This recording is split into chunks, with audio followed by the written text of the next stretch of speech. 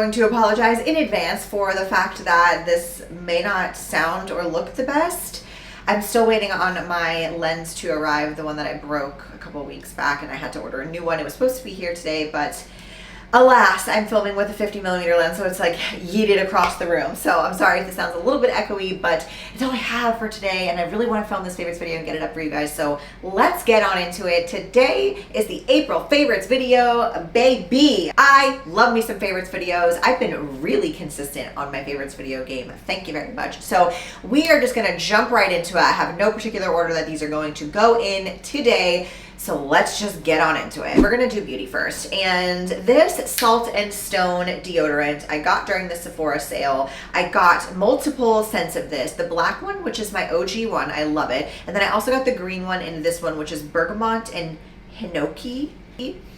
Now this is a deodorant gel. The reason I like this one in particular is because it goes on really clear and it doesn't ever get that clumpy, like icky thickness feeling that a lot of natural deodorants seem to have. That's been my biggest struggle, I think, with the natural deodorant lore, is I just cannot find one that doesn't feel like thick and gross. And I don't know if that's because like I'm sweating on top of it. Trying natural deodorants in the summertime, not my smartest idea. But I will say, out of all of the ones I've tried over the years, and I have tried so many, this brand in particular, this Salt and Stone brand, has been the only one that keeps me not smelly. It doesn't really help with like the sweating, because obviously there's no aluminum. It's not a sweat-free or sweat-stopping deodorant, but in terms of natural smelling, this is by far the best one that I've tried. We actually have a Tula product this month. I feel like they've been slacking for the last couple of months, but they finally came out with a clarifying toner that is alcohol free. So awesome, because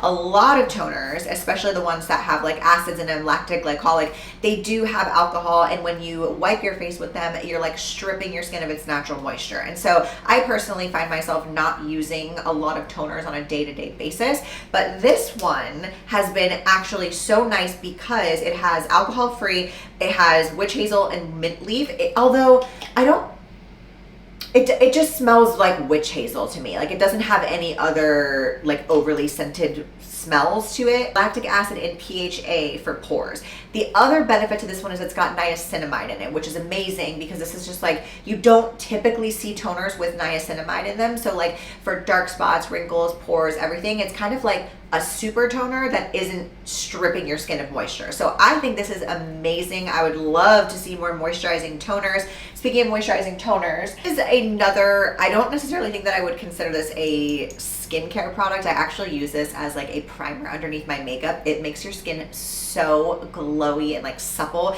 It's the Ilia, the base face milk.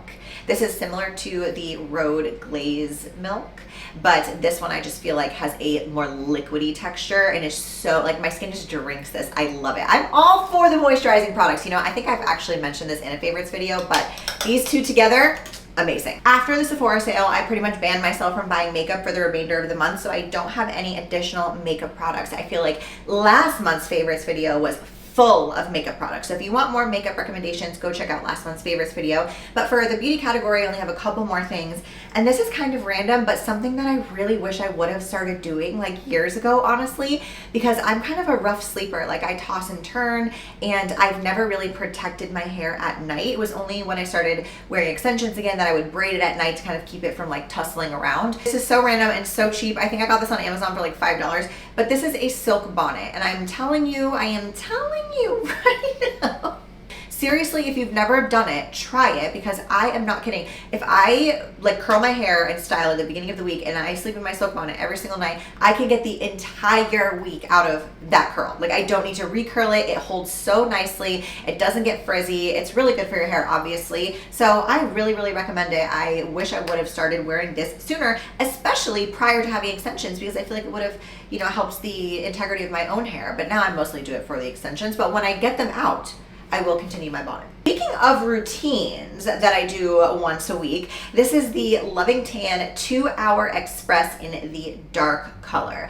So if you didn't see, I think I made reels and TikTok on like my Sunday routine, which is where I do pretty much all of my like high maintenance things to say low maintenance during the week. And one of those is my self tanner. And I am someone who has seriously tried every self tanner under the sun. I am not kidding. Like, I am a stickler for a good self tan. I'm so like picky with it because they're either too orange, too smelly, too drying. They don't fade right. Like, I just have never found the perfect one. There's always a caveat with it. Now, I will say this one, the Loving Tan 2-Hour Express, I leave it on for 4 hours, not 2, because I think the color payoff is a little better with like doubling the time, but it's still better than having to keep it on for 8 hours. Catch me dead sleeping in the self tanner. I think it smells so bad. It ruins your sheets. I can't personally sleep in like pants and long sleeves. That's just not my journey. So I really, really love that I can just have it on for a couple hours during the day. I shower, shave, exfoliate, ideally that morning, and then I will cover myself in lotion,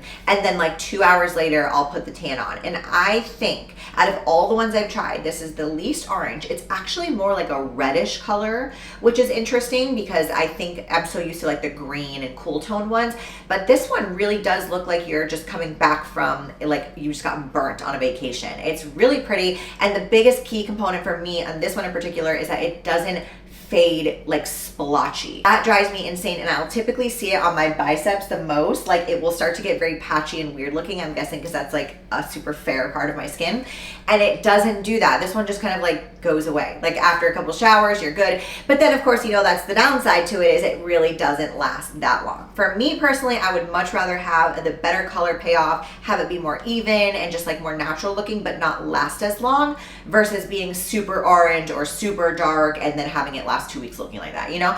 Pick and choose your battles, but I really, really like it, especially if you're a beginner to self-tanning. I feel like this one would be pretty easy to use. Now, I've been including some nails every favorites video for the last couple of months because I have just been doing my own press-on nails for a long time now, and there are 2 brands that I have come down to really, really loving, and that is the Chill House brand and the Olive and June. Both of those are really great options. These ones that I have on today are Olive and June. I've had them on for a week, but the secret to having them on for a long, long time is not the glue that it comes with.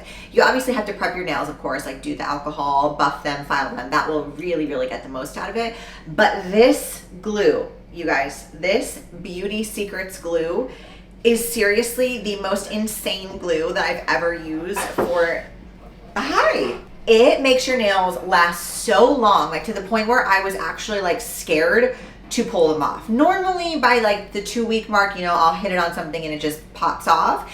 But this is like cement. I don't know what they do with this glue, but if you want your press-on nails to last, get you some of this glue. Okay, this is kind of random, but I've got a shoe favorite this month, and this just like screams spring to me. I have not had a pair of Noble shoes in a hot minute. I've been wearing my just like white flat ones that I've had for years.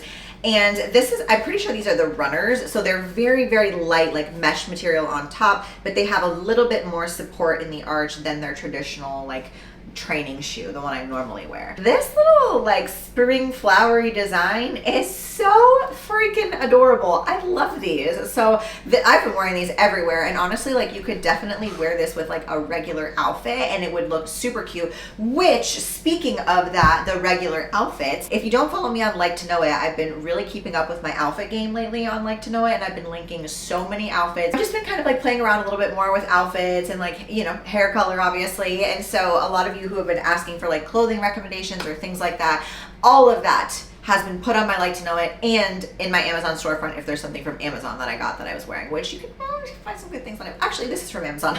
On the level of the book talk girlies, I did read a book this month, which is like insane for me because I cannot sit still long enough to read books, and I did read this little WLW book. It is Here We Go Again by Allison Cochran. It's a cute little gay lesbian romance novel. It's not super spicy. I could have had some more spice in this, but it was really sweet. It was just like a good little fun read. You know, like if you're going on vacation and you want to read a book, this is perfect. It's not like super deep. It's not too hard to read, not too long. And I don't know. I feel like I really want to start reading more. I feel like I always say that and then I never do it because I literally hate sitting still. So I'm just going to really hold myself to that and continue to try to read books. So this is me putting it out into my accountability besties so that I continue to read my books. Let's get into the funnest part of the favorites videos, which is the food. You guys know I take my food recommendations very seriously, and I don't know what took me so long to try this. I think because, I'll be honest, they're regular Bear Bells bars, like the ones that they just sell in Trader Joe's.